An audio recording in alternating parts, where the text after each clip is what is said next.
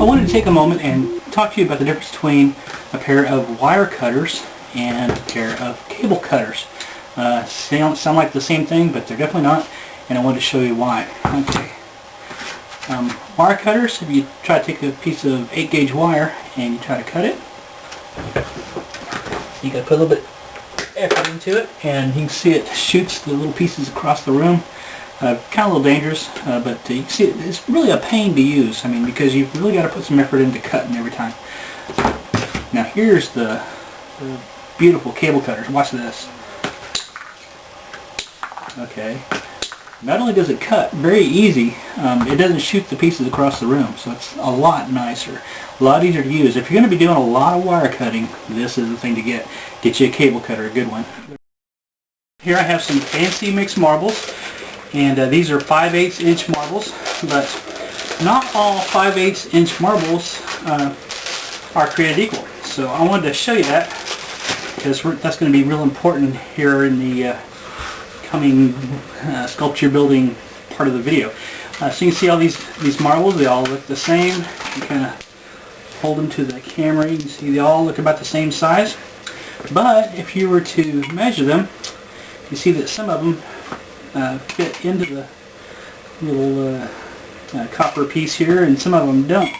So that can be a real problem if you're trying to build a sculpture, because some are going to be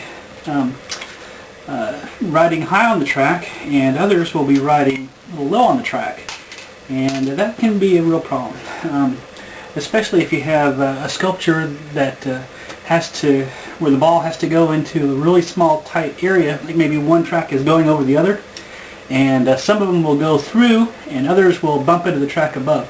So you have to be real careful about the width of the track and what's around the track, like above it, below it, and maybe the size of the, like say for instance you have a corkscrew spiral, it has to be just the right size. Okay, I don't know if you can see the sculpture or not, but I wanted to show you this particular sculpture. If you look, you see I have a little corkscrew part of the track, and this will show you the problem with tight spaces on marbles,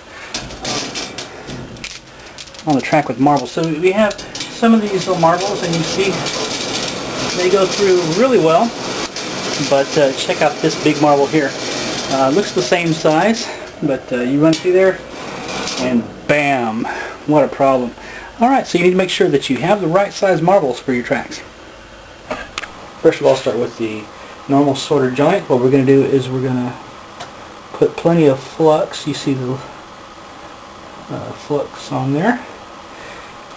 And I'm going to start my soldering, my propane torch. Here we go. So we got a nice 2.5 inch flame going. You can see it kind of cleans right there where the flux is. Get it good and hot.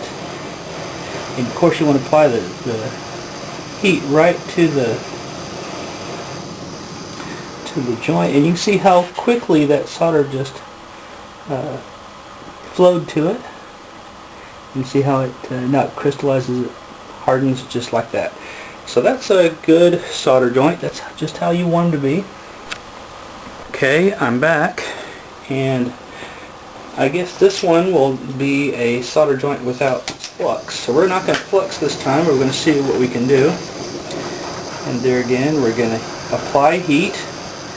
I'm going to count to about 15. 1, 2, 3, 4, 5, 6, 7, 8, 9, 10, 11, 12, 13, 14, 15. And you can see how the solder just wants to roll off of there. It doesn't want to stick. That's a problem. You know, how do you get it to solder if it won't stick? That's not good. One, I'm going to flux it, but I'm going to apply heat to the solder rather than the copper, so you can see what it does there. So we're going to flux it real good. So I've got plenty of flux on it. Okay, I'm going to start my propane torch. Oh, and I want to apply heat to the solder. And there again, it, you know, does everything but what it's supposed to do. Okay, so that's not what you want either. You want it to be, you want to heat the copper, not the solder. Alright, hope that explains the different soldering methods. Definitely you want to apply heat to the copper and then solder to the copper. Thanks. Here's me. Okay, so here I am. I'm going to solder these two joints. Let me do that real quick.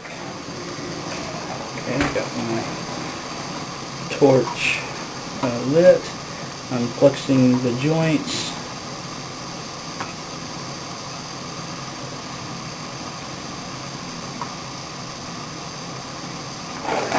Okay, so 1, 2, 3, 4, 5, 6, 7, 8, 9, 10, 11, 12, 13, 14, 15. And see, I've got a real nice solder joint there. 1, 2, 3, 4, 5, 6, 7, 8, 9, 10, 11, 12, 13, 14, 15. Kind of hard to bridge that gap. But you can see I've got. And so what I'm going to do is I'm going to just try to break these joints and just show you how easy they are to break. You can see that one broke fairly easy. And now this one,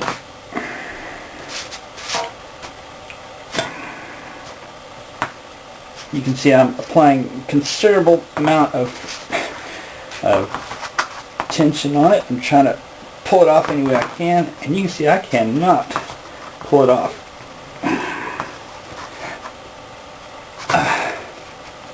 So you can see a solder joint is very, very strong. But a bridged gap, you can see it didn't take me much work at all to get it to break off. So,